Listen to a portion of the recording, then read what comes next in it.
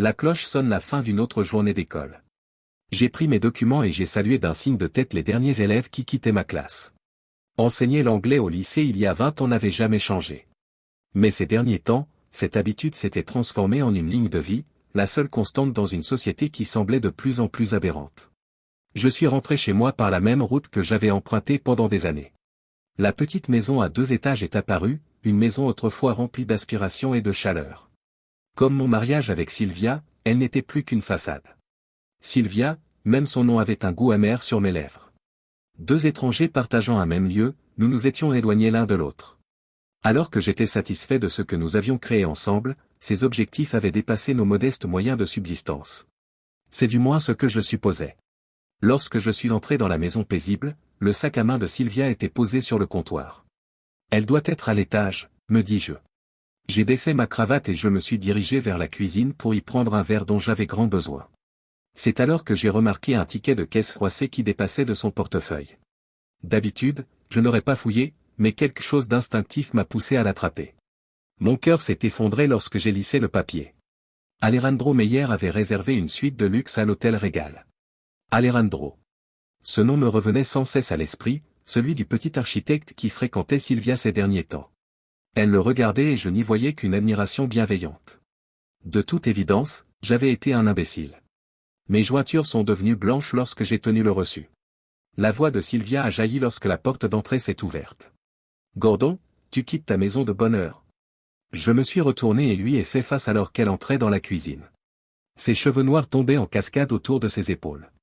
Elle avait l'air brillante. Mais pour l'instant, je ne voyais que de la malhonnêteté. C'est ce qui se passe ? J'ai tendu le reçu et j'ai parlé plus fermement que je ne l'avais fait ces derniers temps. Les yeux de Sylvia s'écarquillent pendant une seconde, puis se contractent. « Tu as fouillé dans mes affaires ?» a-t-elle demandé. « Parle, Sylvia. »« Réponds à la question » ai-je dit. Elle s'est mise à rire, un son comme du verre qui me transperce. « Oh, ma chérie, tu es jalouse ?» Je l'ai regardée, incrédule. Ce n'était pas la femme que j'avais épousée. J'avais devant moi une étrangère, une créature froide et hostile. « Jalouse ?» répétai-je, la voix plate. Sylvia s'avança, un éclat prédateur dans les yeux. « Tu devrais l'être aussi. Alejandro sait comment choyer une femme. Il ne pique pas son intérêt avec des discussions sur les réunions parents-professeurs et les préparations de cours. »« Tu le reconnais ?» demandai-je, à peine capable de respirer. Elle a haussé les épaules et pris le ticket de caisse. Je l'ai éloigné et ses yeux se sont mis en colère. « Gordon, à quoi t'attendais-tu ? Regarde-toi, un professeur de lycée animé par des fantasmes grandioses. Alejandro est en route vers des lieux. Il peut me donner la vie que je mérite tant. » Chaque mot était un poignard, mais je me gardais bien de lui montrer à quel point ils étaient tranchants. « Et dans quel sens est la vie, Sylvia ? » demandai-je. « Une vie faite de malhonnêteté et de mensonges ?» Elle se mit à rire une fois de plus, le son perturbant mon équilibre. « Oh, évitez de faire de la morale. Tu es seulement ennuyé parce que tu ne peux plus me plaire. » J'ai fait un pas en arrière, voyant soudain notre mariage sous un jour nouveau.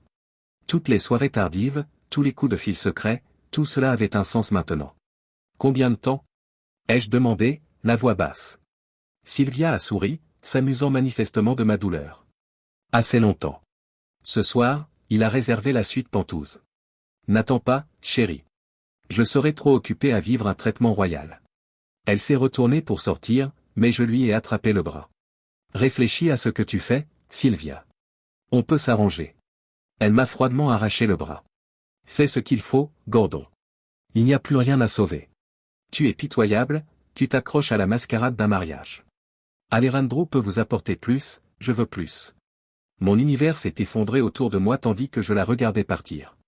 La porte d'entrée a claqué et je me suis retrouvé seul dans le calme de notre maison autrefois si heureuse. Les jours ont passé. Le reçu toujours dans ma main, je suis resté assis dans l'obscurité.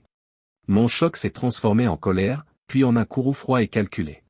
Sylvia avait fait son choix. Il était temps pour moi de faire le mien.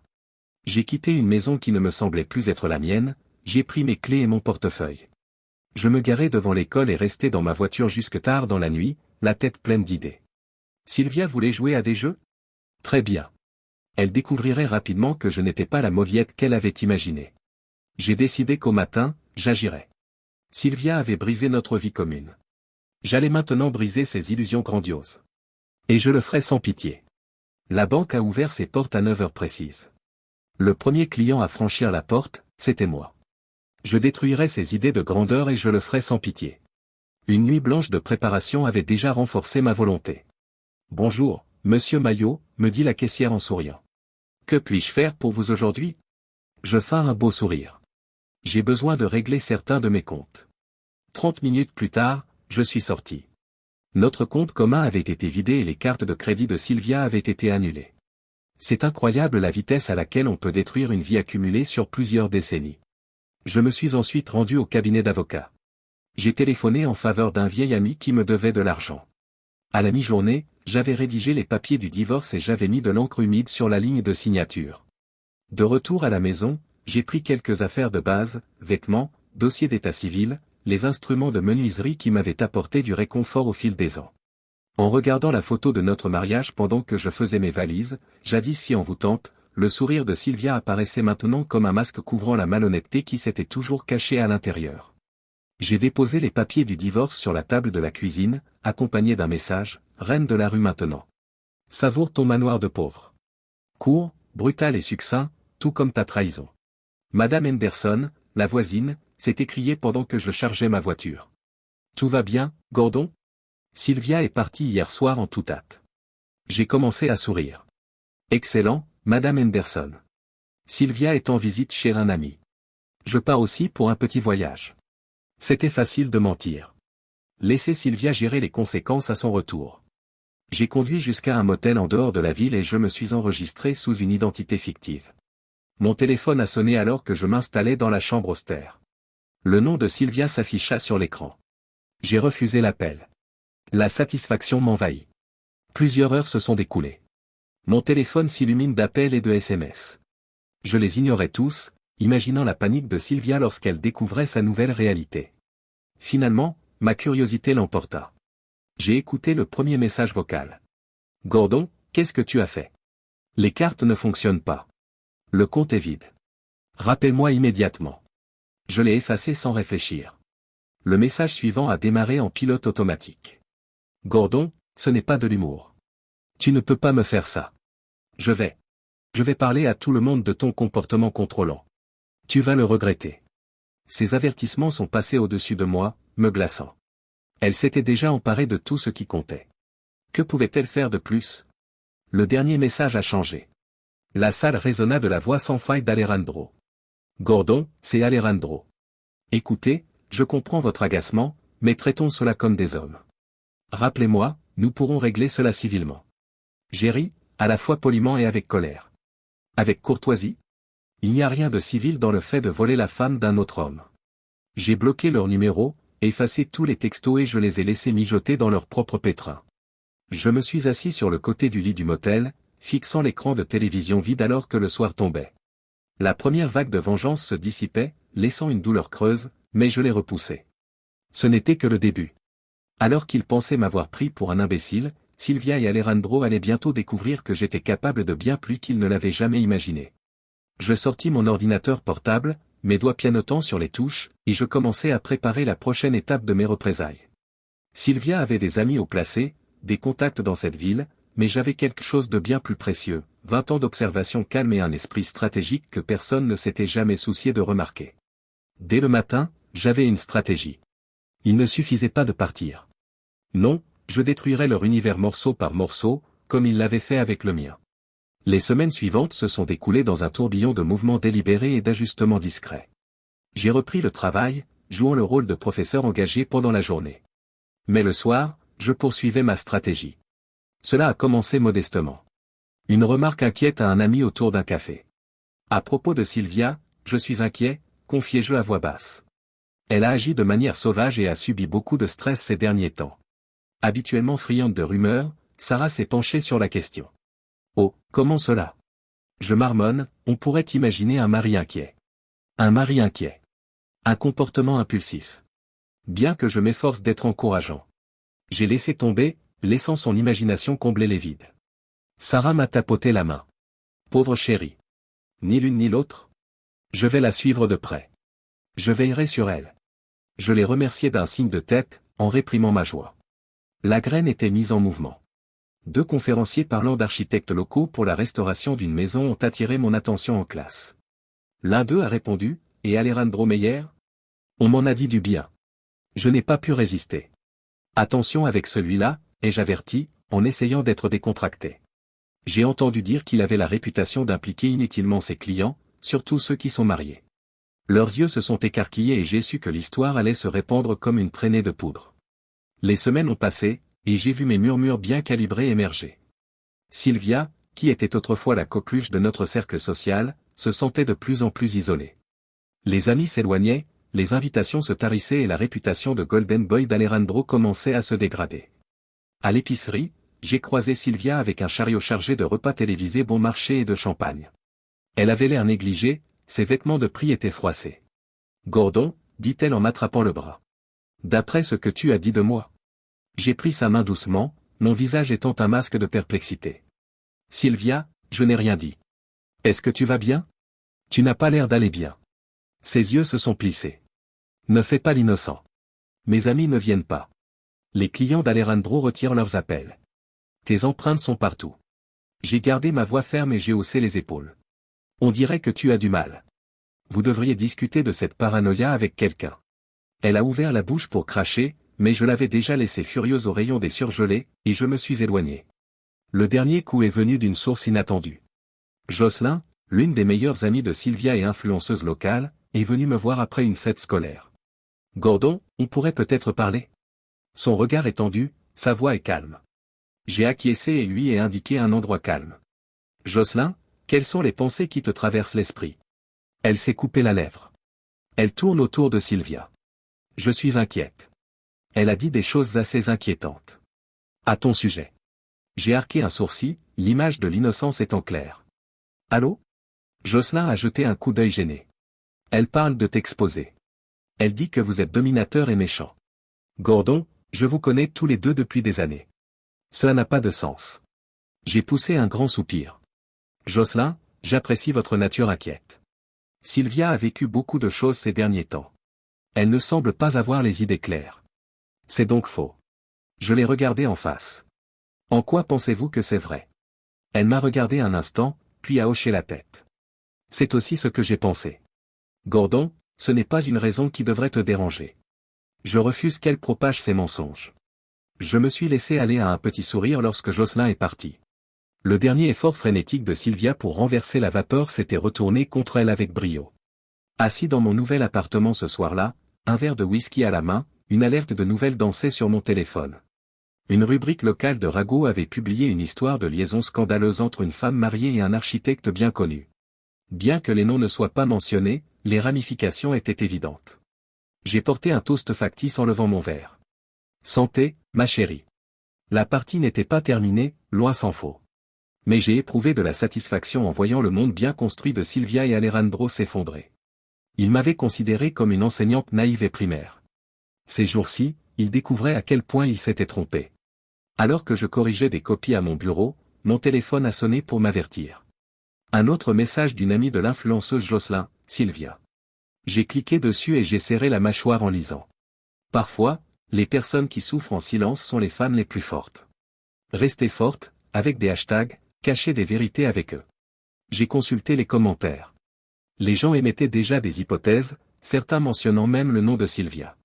Jocelyn se comportait comme prévu, et je devais le reconnaître. Un coup frappé à la porte de ma classe m'a empêché de réfléchir. C'était le principal Hawkins. « Gordon, vous avez une minute ?» J'ai hoché la tête, lui indiquant d'entrer.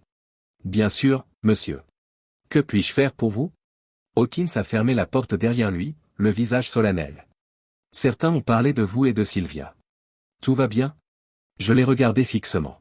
« Je suis en train de divorcer, Sylvia aussi. C'est malheureux, mais ce sont des choses qui arrivent. Ce n'est pas tout ce que j'entends, Gordon. Il y a des rumeurs. » Je l'ai interrompu. « Avec tout le respect que je vous dois, monsieur, ma vie personnelle m'appartient. Je peux vous dire qu'elle n'influencera pas mon travail ici. » Hawkins acquiesce après m'avoir brièvement étudié.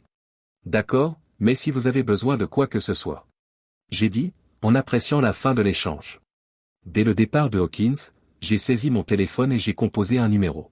« Bonjour, » dit la voix dure. « Franck, Gordon Maillot à l'appareil. » Vous vous souvenez que vous me devez des faveurs? Franck sourit. Comment aurais-je pu rater ça? Tish, qu'est-ce que tu cherches? J'ai laissé échapper un sourire. J'ai besoin de quelque chose rapidement. Peux-tu trouver des informations sur l'influenceuse Jocelyn Carter? Réfléchis Y, c'est fait. Quand j'aurai quelque chose, je t'appellerai. J'ai raccroché, les idées se bousculant déjà dans ma tête. Avec des mensonges, Sylvia et Jocelyn pensaient pouvoir me ruiner. Elles allaient recevoir une dure leçon sur les répercussions. J'ai proposé d'aider à chaperonner le bal de l'école le lendemain. J'ai pris soin d'interroger les jeunes sur leur vie et leurs espoirs en les aidant à arranger les décorations. Leurs parents allaient entendre parler de Monsieur Maillot, un homme merveilleux et compatissant. Émilie, l'une des élèves, s'est approchée de moi avec précaution. Monsieur Maillot, ce qu'on dit de vous et de votre femme sur Internet est-il exact? J'ai pris mon meilleur visage d'enseignant inquiet. Émilie, il ne faut pas prendre pour argent comptant tout ce que l'on trouve sur Internet. Parfois, quand quelqu'un est bouleversé ou se fait du mal, il dit des choses méchantes. Il est essentiel de toujours traiter les autres avec respect et gentillesse. Tu es d'accord? Émilie acquiesce, l'air soulagé. En effet, c'est logique.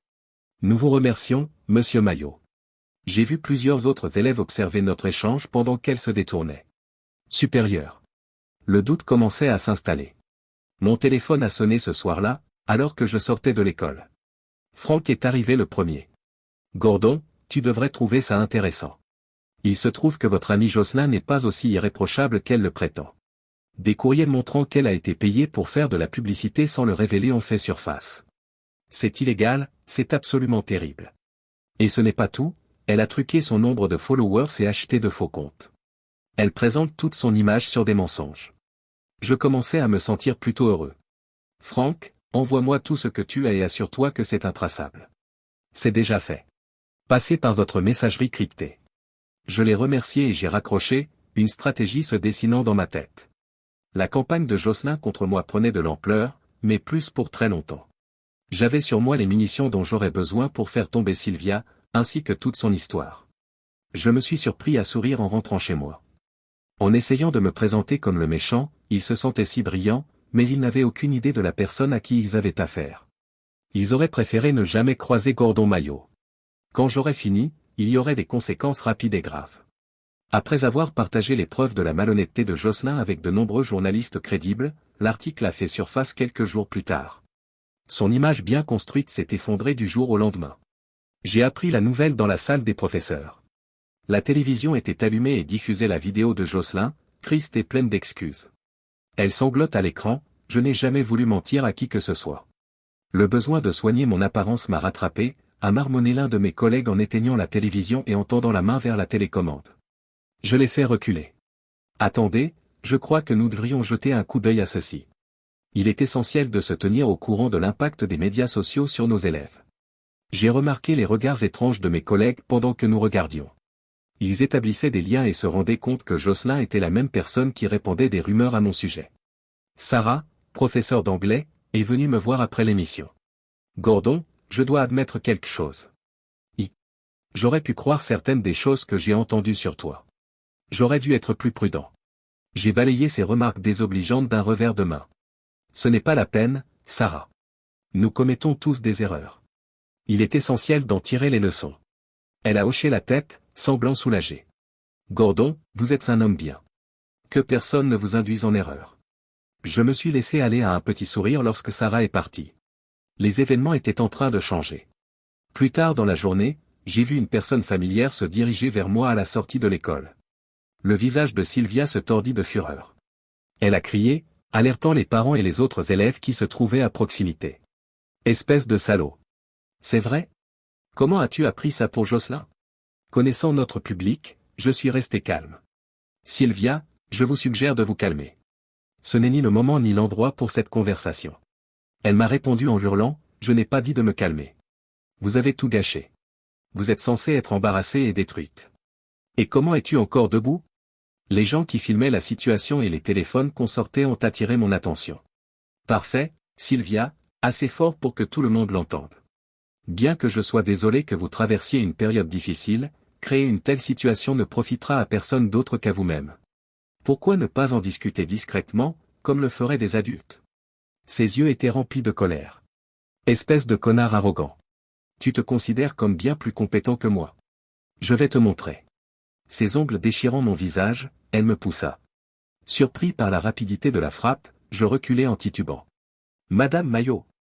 La voix du principal Hawkins a explosé sur le parking. C'est suffisant. Je me suis caressé la joue, sentant la piqûre des égratignures quand Hawkins s'est précipité. Respirant profondément, Sylvia se tenait là, réalisant apparemment ce qu'elle avait fait. Je ne voulais pas. Épargne-moi ça, lui dit Hawkins. Monsieur Mayo, ça va? Voulez-vous porter plainte? J'ai secoué la tête, jouant le rôle de la magnifique victime. Non, ce n'est pas nécessaire. Sylvia est manifestement malheureuse. Elle a peut-être besoin d'aide plutôt que de punition. Le visage de Sylvia s'est effondré, mélange de chagrin et de rage. Je pouvais voir la pitié des spectateurs tandis que Hawkins l'emportait. Ils avaient tout vu, la femme folle frappant l'enseignante calme et indulgente. Ce soir-là, j'ai reçu un appel d'un numéro non identifié. Alejandro. Gordon, il avait une voix tendue. Nous devons discuter. J'ai répondu en silence. C'est vraiment extrême. Ma réputation est détruite, mes clients rappellent vos chiens, Gordon. Vous voulez quoi? J'ai ri poliment, mais pas vraiment. Qu'est-ce que je veux? Alejandro, tu devrais te rendre compte des résultats de tes activités. Tu as pensé que tu pouvais détruire ma vie, t'emparer de ma femme et repartir indemne? Tu es en train d'apprendre une leçon de karma utile. Il supplia, perdant son assurance. Je suis prêt à tout. Laisse tomber. Tout? J'ai réfléchi. Très bien, voici ce que tu dois faire. Tu vas assumer publiquement ta liaison avec Sylvia. Tu vas dire à tout le monde comment tu t'es servi d'elle, comment tu l'as tordue et comment tu as quitté la ville. Pour de bon. Il y eut une longue pause. Et vous arrêtez si je fais ça? Tu as ma parole. Sachant très bien que ma campagne contre lui était déjà auto-entretenue, j'ai dit, le reste de la communauté fera le reste. Très bien, a-t-il dit, la défaite dans la voix. Je l'accomplirai. J'ai senti la satisfaction m'envahir lorsque j'ai raccroché. Alejandro et Sylvia avaient travaillé pour me dépeindre comme le méchant et me ruiner. Au lieu de cela, ils avaient coordonné leur propre effondrement. La confession d'Alejandro a été diffusée sur les médias sociaux le lendemain. La réaction a été instantanée et féroce. Déjà en difficulté, son entreprise s'est complètement effondrée. Sylvia a découvert qu'elle était rejetée par la communauté même contre laquelle elle avait cherché à me dénoncer. À distance, j'ai observé tout cela, jouant le rôle du mari honorable et maltraité. J'ai reçu beaucoup de sympathie et de soutien. Ceux qui me considéraient auparavant avec méfiance me traitaient désormais avec respect et admiration. Ils n'ont vu que l'enseignant aux manières douces que j'étais devant ma classe, parlant des nuances de la nature humaine et de la littérature. Ils ne savaient pas que je pouvais jouer le jeu plus brillamment qu'eux. Alejandro est réapparu alors que je croyais l'avoir vu disparaître. Visant à démolir la carrière que j'avais accumulée pendant 2 décennies, il m'est arrivé par l'intermédiaire de l'université. Un matin, le principal Hawkins m'a convoqué dans son bureau et m'a donné les premiers signes de problème. Je me suis assis en face de lui, et son expression était sombre. Gordon, il faut que nous parlions, a-t-il dit d'une voix pondérée. Vous avez fait l'objet d'accusations. Je me suis penché en avant, mon attitude étant neutre. De quelle nature sont ces accusations? Hawkins a grogné et a poussé un paquet sur le bureau. Gordon, mauvaise conduite. Questions importantes. Plusieurs étudiants et un collègue se sont plaints à moi. En ouvrant le dossier, j'en ai parcouru le contenu. En lisant les histoires inventées, mon sang s'est mis à bouillir, les rapports exagérés de petites mésaventures en classe se transformaient en quelque chose de diabolique. J'ai fermé le dossier et j'ai remarqué, c'est de la merde. Qui en est responsable? Gordon, le conseil d'administration traite ce problème avec sérieux. Je suis désolé, mais j'agis immédiatement. Vous êtes suspendu, en attente d'une enquête. Je me suis levé, l'esprit en ébullition. Alejandro est en train de faire ça, n'est-ce pas? Il essaie de me nuire et de manipuler les autres. Hawkins a penché la tête. Je ne peux pas parler des détails. Gordon, rentrez chez vous. Nous reviendrons vers vous. En quittant le bureau, j'ai remarqué Jared Livingston, un jeune instructeur dont je n'étais pas très proche. Il s'est dépêché de passer devant moi, à l'abri de mon regard. Je savais qu'il était impliqué à ce moment-là. Je suis resté chez moi pendant quelques jours, répondant aux appels d'amis et de collègues inquiets. La nouvelle s'était répandue rapidement et, une fois de plus, je sentais que l'opinion publique se retournait contre moi. Puis, à l'improviste, Marshall John, un enseignant chevronné et l'une des rares personnes que je considérais comme un véritable ami, m'a rendu visite. Gordon, m'a-t-il dit lorsque j'ai ouvert la porte, nous devrions discuter. Il est entré et nous nous sommes assis dans mon salon. Marshall semblait inquiet, son attitude joyeuse habituelle ayant été remplacée par quelque chose de plus sobre. Il a commencé par dire, « Je savais que tu n'avais pas suivi leurs conseils, et je crois que j'en ai la preuve. » J'ai haussé les sourcils. Quel genre de preuve? Marshall a sorti son téléphone portable. J'arrête de discuter avec quelqu'un d'autre l'autre jour quand je l'ai entendu. Il avait l'air effrayé, comme s'il était contraint à quelque chose. Je l'ai regardé. Regarde. Il fait écouter l'enregistrement. Jared s'exprime clairement. Je ne peux plus faire ça. Ce n'est pas correct. Gordon n'a jamais transgressé aucune règle. Vous ne comprenez pas. Il me menace. Il annonce qu'il va révéler. Écoutez, je ne me préoccupe plus de l'argent. C'est vraiment extrême. Je me suis penché en arrière, un sourire aux lèvres. Alejandro, c'est forcément lui. Marshall a acquiescé. C'est ce que je pensais. Je me suis levé, ma volonté grandissant. Je vais mettre un terme définitif à tout cela une fois pour toutes. Pourriez-vous m'organiser une réunion du conseil d'administration de l'école? Marshall a fait un sourire. Considère que c'est fait. Le lendemain, je me suis présenté devant le conseil d'administration de l'école, Marshall souriant à mes côtés. J'ai regardé leurs expressions passer du doute à la stupeur, puis j'ai fait écouter l'enregistrement. Monsieur Maillot, déclara le président du conseil d'administration après un long silence, nous vous devons des excuses. Vous avez manifestement été victime d'une campagne hostile. J'ai acquiescé, ma voix était cohérente. Bien que j'apprécie cela, je pense que le problème doit être abordé à la base. Alejandro Meyer a planifié cette campagne de dénigrement. Il contrôlait Jared et les autres. Je pense qu'il doit en répondre. Les membres du conseil d'administration se regardent rapidement les uns les autres. Nous allons examiner la question, monsieur Maillot. Pour l'instant, considérez que votre suspension est annulée. Nous allons laver votre nom et vous présenter des excuses publiques. Marshall m'a donné une tape dans le dos alors que nous sortions de la conférence. Gordon, tu as réussi. Alejandro s'est retourné dans sa finale. Bien qu'il n'ait pas atteint mes yeux, j'ai souri. Pas tout de suite, mais ça viendra. Le conseil scolaire s'est sincèrement excusé en public, comme il l'avait promis. Furieuse de la façon dont j'avais été traité, la communauté s'est rassemblée autour de moi. Alejandro s'est mis à terre après que son dernier effort frénétique pour me tuer a échoué de façon catastrophique. Pourtant, je n'étais pas au bout de mes peines, loin s'en faut. Alejandro avait cherché à absorber tout ce que j'avais. Je devais maintenant lui rendre l'appareil. Il me restait un dernier combat à mener, même après ma sortie de l'institution. Le tribunal du divorce. Encouragée par les règles de divorce sans faute de l'État, Sylvia est entrée dans la salle d'audience comme si elle en était la propriétaire. J'ai eu un regard vide lorsque le juge a annoncé l'accord. Sylvia, en revanche, était manifestement ravie. Le juge a déclaré, « Monsieur Maillot, selon la loi de l'État, votre femme a droit à la moitié de vos biens communs. Cela comprend les biens immobiliers, la pension et l'épargne. » Sylvia se penche, ses mots sont un murmure empoisonné. C'est vrai, Gordon. Je sors finalement vainqueur. J'ai acquiescé aux commentaires de la juge et n'ai rien dit. À l'intérieur, cependant, ma tête avait plusieurs longueurs d'avance. Sylvia a résisté à une dernière attaque alors que nous quittions la salle d'audience. Elle a descendu les marches, ses richesses fraîchement acquises brillant presque de tout leur feu. « Oh, Gordon, répondit-elle, la voix pleine d'une fausse douceur. Ne soyez pas trop triste. Même si je ne vois pas comment l'argent pourrait couvrir plus qu'un petit appartement bon marché, au moins tu as toujours ton précieux poste d'enseignant. » Je l'ai regardé partir, mon visage ne changeant pas. Alejandro, l'air mal à l'aise, se tenait en bas des marches. Il s'était tenu à l'écart des débats, manifestement conscient du danger que représentait sa situation personnelle.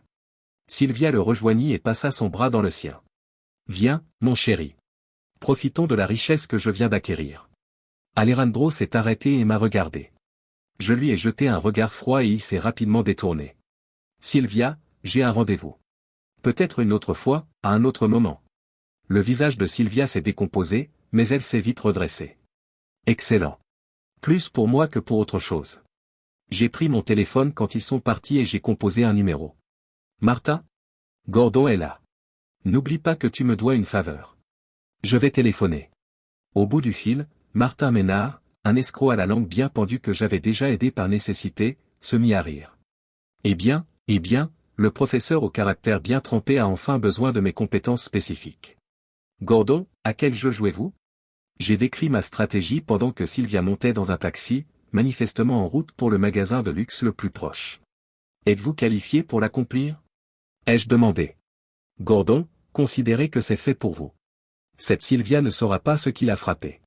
Au cours des semaines suivantes, j'ai observé Martin de loin, pendant qu'il opérait sa magie. Jouant le rôle du parfait entrepreneur fortuné, il a approché Sylvia dans le bar élégant qu'elle préférait. Assis de l'autre côté du bar en train de boire, je regardais Martin enthousiasmer Sylvia avec des histoires d'opportunités d'investissement spéciales et des promesses de fortune facile. Tu vois, chérie, disait Martin, son charme montant à 11, habituellement réservé à l'élite de la société, ces opportunités sont seulement disponibles. Pourtant, je sens en vous quelque chose d'unique. Une femme avec votre niveau d'intelligence devrait faire partie de l'élite. Sylvia s'est entraînée sous sa direction. Je savais pourtant que j'étais destiné à de plus grandes choses. Cela n'a jamais eu de sens pour mon ex-mari. Martin se pencha subtilement, d'un air de conspirateur. Oui, en effet. Les hommes à l'esprit étroit négligeant parfois les capacités réelles. Mais Sylvia, vous avez un don. Je peux vous aider à faire de ce règlement une richesse qui fera tourner la tête de votre ex-mari. J'ai caché mon sourire derrière mon verre. Sylvia était en train d'attraper l'hameçon, la ligne et le plomb. Au cours des mois qui suivirent, Martin amena progressivement Sylvia à s'engager dans des activités plus risquées. Grâce à mon réseau de contacts, je l'ai suivie alors qu'elle s'immergeait dans ce nouveau monde de luxe et d'exclusivité revendiqué. Un soir, Martin m'a appelé. Gordon, mon ami, le grand moment est arrivé. Notre belle Sylvia a pris goût au pari à gros enjeux. Que nous conseillez-vous de faire pour l'exposer à un jeu qu'elle ne peut pas gagner? J'ai marqué une courte pause, puis je me suis resserré. Appliquez-le. La semaine suivante, j'ai vu Sylvia entrer, habillée comme il se doit, à l'extérieur d'un casino huppé. Martin avait organisé un jeu privé offrant aux gagnants une richesse surnaturelle. Quelques heures plus tard, Sylvia est sortie en titubant, le visage cendré. Je l'ai surprise en sortant de l'ombre. Gordon, maintenant? Pour quelle raison es-tu ici? J'ai haussé les épaules. Je me promenais. Vous semblez offensée, Sylvia. La nuit a été dure? Elle m'a regardé d'un air renfrogné, sans son arrogance d'antan. Cela n'a rien à voir avec toi. Je vais bien. J'ai acquiescé, la voix plate. C'est sûr. Bonsoir, alors. Elle s'est mise à pleurer quand je me suis détourné. J'ai continué à marcher, sans me retourner. Sylvia avait choisi sa voie. Elle devait maintenant vivre avec les résultats. Le problème de Sylvia a eu des effets rapides et brutaux. En l'espace de quelques mois, elle a perdu l'intégralité de l'indemnité de divorce, sa réputation sociale et même ses vêtements de luxe. J'ai appris par la rumeur qu'elle en était réduite à couvrir ses besoins de base en vendant ses biens de valeur. Sa vie sociale, autrefois active, s'était estompée, ses amis de circonstance l'ayant quittée aussi rapidement que son argent. Un jour, j'ai croisé Sarah, la professeure d'anglais, au café du quartier. Gordon, dit-elle d'une voix calme. Avez-vous entendu parler de Sylvia? Il paraît qu'elle habite à la périphérie de la ville dans un appartement délabré. Tu y crois? J'ai secoué la tête et gardé un regard vide. Sarah, la vie change rapidement. C'est regrettable. Sarah a hoché la tête tristement. Gordon, tu es plus décent que moi. Je suis sorti du café en m'autorisant un petit sourire. Compréhensif? Après tout ce qu'elle t'a fait subir, je ne suis pas sûr de pouvoir être aussi compréhensif. Non, mais content. Absolument. Les semaines passèrent et la vie s'installa dans une nouvelle routine. Ma réputation à l'école n'avait jamais été aussi bonne, les parents et les enfants ne tarissant pas d'éloges à mon sujet. Ayant vu mon sang-froid sous la contrainte, la communauté s'était ralliée à moi. Un samedi, alors que je travaillais dans mon jardin, j'ai vu quelqu'un se diriger vers ma maison. Je savais qu'il s'agissait de Mélodie, la gentille bibliothécaire dont je m'étais récemment rapproché. Gordon, s'est-elle écriée en faisant un signe de la main. J'espère que je ne vous dérange pas. Je me suis levé et j'ai secoué la terre de mes mains. Pas grand-chose, Mélodie. Qu'est-ce que tu apportes ici? Elle me tendit un livre. J'ai découvert la nouvelle dont vous parliez. J'ai pensé que je devais le déposer. Elle est entrée et nous avons parlé de littérature, de vie et de tout ce qui se passe entre les deux tout au long de la journée. Mélodie s'est levée pour partir alors que le soleil commençait à se coucher. C'était super, sourit-elle, amicale. Peut-être qu'on pourrait se revoir un jour? J'ai acquiescé, ressentant une légèreté que je n'avais pas connue depuis des années. Ce serait souhaitable. En la regardant partir, j'ai su que, pour la première fois depuis très longtemps, j'étais enthousiaste pour l'avenir. Le lendemain, j'ai décidé d'achever un projet sur lequel je travaillais depuis des semaines, des boîtes en bois délicieusement sculptées. En appliquant la dernière couche de vernis, j'ai repensé à tout ce qui s'était passé au cours de l'année écoulée, la trahison de Sylvia, les projets d'Alejandro, les combats que j'avais gagnés. Même si le chemin à parcourir était long et difficile, je sortirais grandi de l'autre côté. Une fois le vernis posé, je suis allé chercher une enveloppe sur mon bureau. À l'intérieur se trouvait une lettre que Sylvia avait envoyée il y a plusieurs mois, pleine d'excuses et de demandes de pardon. Je ne l'aurais jamais ouverte. J'ai enfermé la lettre dans la boîte après avoir fermé le couvercle. J'ai ensuite creusé un petit trou à l'extérieur et j'ai enterré la boîte. J'ai senti la finalité m'envahir en tapotant le sol. Le passé devait être là, enterré et oublié. En me relevant, j'ai balayé la terre de mes genoux et j'ai jeté un coup d'œil sur mon jardin. Le soleil baissait, projetant de magnifiques tons orange et rose dans les cieux. À cet instant, je me suis senti vraiment libéré. Derrière moi, il y avait Sylvia, Alejandro, la souffrance et la trahison qu'ils avaient infligée. J'étais sorti plus fort de l'autre côté de la tempête. J'ai vu mon reflet dans la fenêtre en retournant à l'intérieur de ma maison. L'homme qui me regardait n'était pas le même que celui qui avait reçu cette mauvaise nouvelle tous ces mois auparavant. Il était plus fort, plus intelligent et ne craignait pas les obstacles que la vie pouvait lui présenter. J'ai détourné mon regard de mon miroir et j'ai souri. L'avenir m'attendait, et j'étais ravi de voir ce qu'il me réservait, pour la première fois depuis longtemps.